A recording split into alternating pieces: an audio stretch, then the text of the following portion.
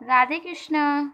आज हम B Ed first year paper 102 subject philosophical and sociological perspective of education शिक्षा के दार्शनिक एक समाजशास्त्रीय परिप्रेक्षण के यूनिट वाइज इम्पोर्टेंट टॉपिक देखते हैं। यूनिट 1 में आपका फर्स्ट टॉपिक है शिक्षा, इंग्लिश में एजुकेशन।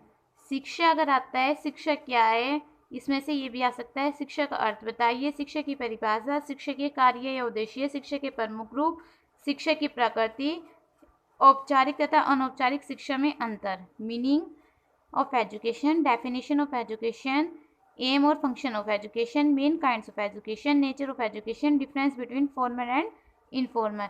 यहाँ से ये आपका शिक्षा का पूरा लॉन्ग क्वेश्चन तैयार हो जाएगा। इनमें से शिक्षा क्या है ये भी पूछ सकता है, शिक्षा के साथ शिक्षा का अर्थ बताइए, शिक्षा की परिभाषा, शिक्षा के कार्य, इनमें से जो भी आएगा वो सब आप लिख सकते हैं। सेकंड टॉपिक है आपका, ये यहाँ से आपका एक क्वेश्चन तैयार हो गया। सेकंड टॉपिक है आपका ज्ञान, नॉलेज। नॉलेज क्या है, ज्ञान का संप्रदाय, ज्ञान के प्रकार, ज्ञान प्राप्त करने की विधियाँ, ज्ञान के स्रोत, concept of knowledge, types of knowledge, method of gaining knowledge, sources of knowledge. Unit 1 में से आपका एक लॉन्ग क्वेश्चन बनता है, या तो शिक्षा का या फिर ज्ञान का। शिक्षा के आपके पूरे पॉइंट्स डिफाइन कर लेना, तो शिक्षा का एक पूरा लॉन्ग क्वेश्चन आपका तैयार हो जाएगा, और ज्ञान का याद कर लेना और ज्ञान का याद आ जाएगा। ये तो शिक्षा या ज्ञान दोनों में से एक क्वेश्चन आपका आता ही आता है। उसके बाद आते हैं यूनिट 2। यूनिट 2 में आपका क्या है, दर्शन एवं शिक्षा, फिलोसफी ऑफ एजुकेशन। इसका फर्स्ट टॉपिक है शिक्षा दर्शन का अर्थ एक परिभाषा, meaning and definition of philosophy education. Second है यथार्थ। यथार्थ को इंग्लिश में बोलती है रिलीजन। यथार्थ की अर्थ, उसकी परिभाषा, उसके प्रमुख सिद्धांत। यहाँ से ये आपका शॉर्ट में भी बन सकता है। तो meaning and definition of release, fundamental principle of religion.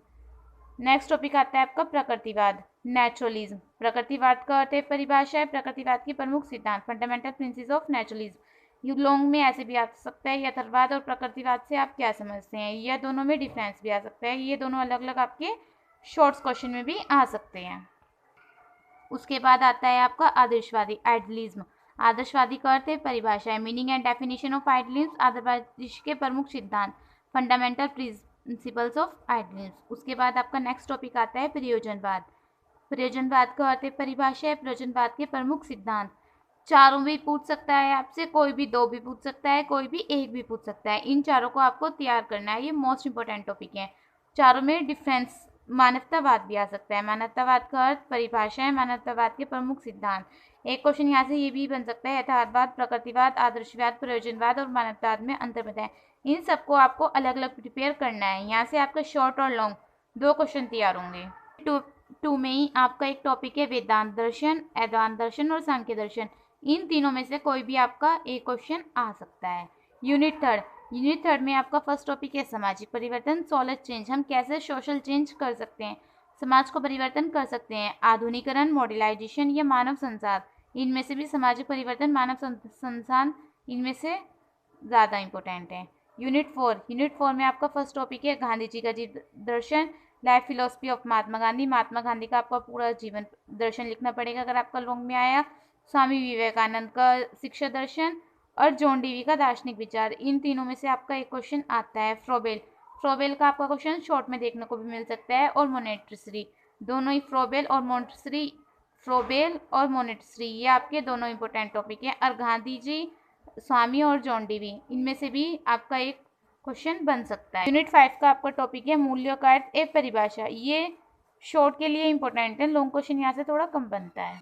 Unit 5 का ये आपका टॉपिक है भारत के संविधान में शिक्षा संबंधी प्रावधान। ये आपको पूरा भारत के संविधान में बताना होगा, कैसे शिक्षा में क्या हुआ, कैसे हुआ, सब कुछ।